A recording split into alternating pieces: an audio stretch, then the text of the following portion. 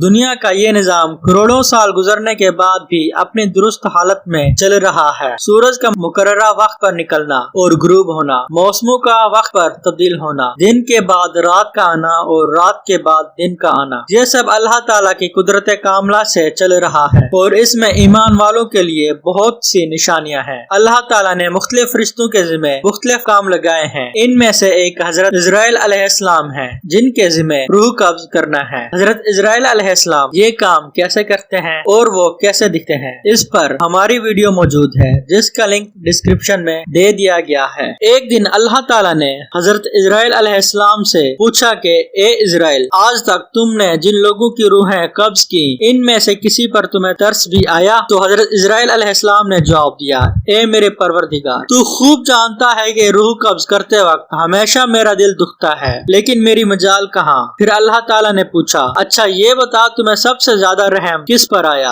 حضرت اسرائیل علیہ السلام نے جواب دیا، اے الہی، ایک موت ایسی ہے جسے میں کبھی نہیں بھولتا اور اس کا غم تنہائی میں بھی میرے ساتھ ہوتا ہے کہ ایک کشتی بھری ہوئی سمندر میں سفر کر رہی تھی، تو نے حکم دیا کہ اس کشتی کو فنا کر دے، میں نے کشتی کو پاش پاش کر دیا، پھر تیرا حکم ہوا کہ سب مردوں اور عورتوں کی جان قبض کر لوں، لیکن ایک عورت اور اس کے نوزائیدہ بچے کو چھوڑ دے۔ میں نے اس حکم کی تعمیل کی، سب کی جانیں قبض کر لی اور ایک بہتے تختے پر اس بچے اور ماں کو چھوڑ دیا۔ وہ تختہ بہتے بہتے ایک کنارے پر پہنچ گیا، بچے کی جان بچ جانے پر میں بہت خوش تھا۔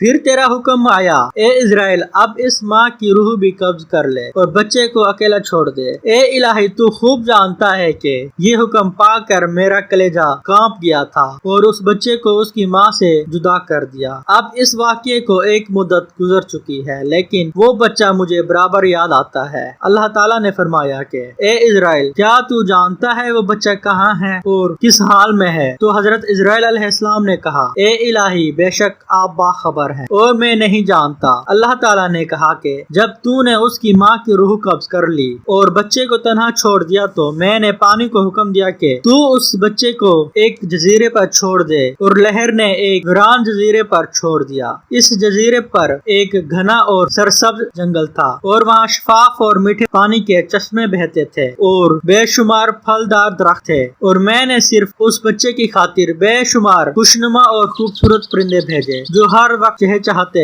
اور نیا رنگ لاتے تھے۔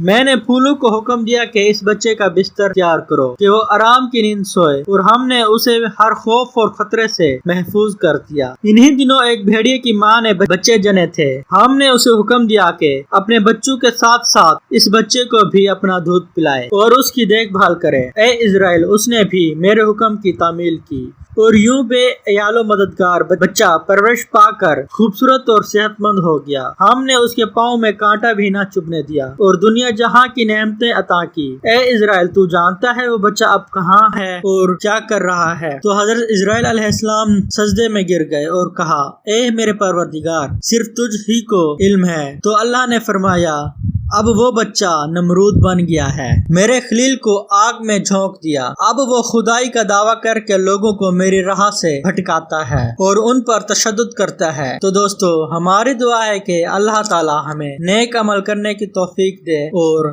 ہماری روح اس وقت قبض کرے جب اللہ ہم سے خوش ہو رہا ہو۔ آمین ثم آمین۔